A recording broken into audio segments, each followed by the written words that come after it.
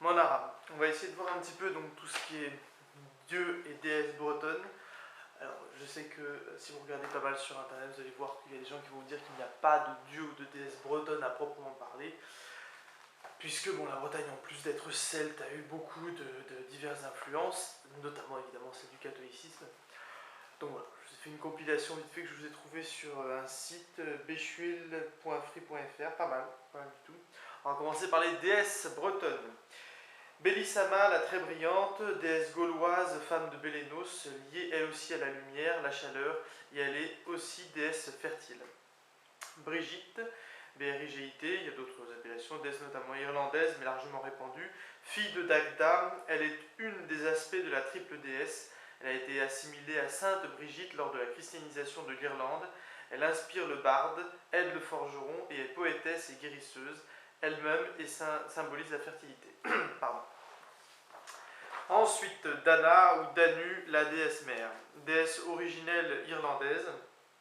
Les Tuatha Dé Danann, littéralement enfants de Dana, sont une tribu d'Irlande de dieux et héros dont les exploits sont les plus célèbres. Pardon. Déesse mère, elle est aussi triple déesse, vierge, femme mère et vieille femme. Mère de Dagda, elle est la mère universelle. Les Tuatha Dé Danann possédaient 4 objets magiques, l'épée de Nuada qui tranche tout, la lance de Lugh qui assure la victoire à celui qui la possède, le chaudron de Dagda qui ressuscite les morts et qui fournit éternellement de la nourriture, et le plus précieux, la pierre de Fal qui gémit lorsqu'un roi s'assoit dessus. Epona, une déesse gauloise représentée montant un cheval ou en compagnie de chevaux, elle a été assimilée par les Romains à une déesse équestre et des voyages. Son culte s'est répandu dans l'Empire romain. En fait, elle devait symboliser un des aspects de la triple déesse, où était une déesse terrestre, puissante et respectée. Elle était liée à l'abondance. Morrigan, déesse irlandaise, la reine des spectres, avec Masha, celle-ci ayant elle-même un triple aspect, et Nemain, en fait, suivant les sources, la triple forme de la Morrigan, change. Il peut aussi être Babd, Kata, Nemain et Morrigan, ou encore Babd, Nemain et Morrigan. Bon, peut-être une connerie. Peut-être quand même la formulation je parle. Elle forme l'aspect guerrier de la triple déesse, associant aussi destruction, sexualité et prophétie.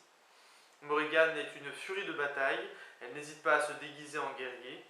Elle épouse le dieu Dagda le jour de Samaïn. La fête du même nom célèbre le mariage de la reine des spectres et du dieu prodigue. Elle annonce la mort du héros Cuchulainn en se posant sur son épaule sous la forme d'un corbeau. Nantosuelta ou Nantosvelta, déesse gauloise, femme de Sukelos ou Sukelos. Elle est probablement liée à la nature, vallées et cours d'eau. Son symbole, le corbeau, suggère qu'elle peut être associée avec la déesse de la guerre irlandaise Morrigan, faisant d'elle un aspect de la triple déesse. Rosmerta, déesse gauloise liée à la fertilité et la santé, largement répandue en Gaule, elle est la femme d'Esus, un dieu guerrier mais aussi de Lugh, côté Gaule, assimilée à Mercure par les Romains. Ses attributs, donc de Lugh assimilé à Mercure par les Romains, ses attributs sont la corne d'abondance et le bâton avec 2 serpents, qui ressemblent évidemment donc à Hermès évidemment. Typiquement le symbole des pharmaciens aujourd'hui. On va passer maintenant aux dieux bretons.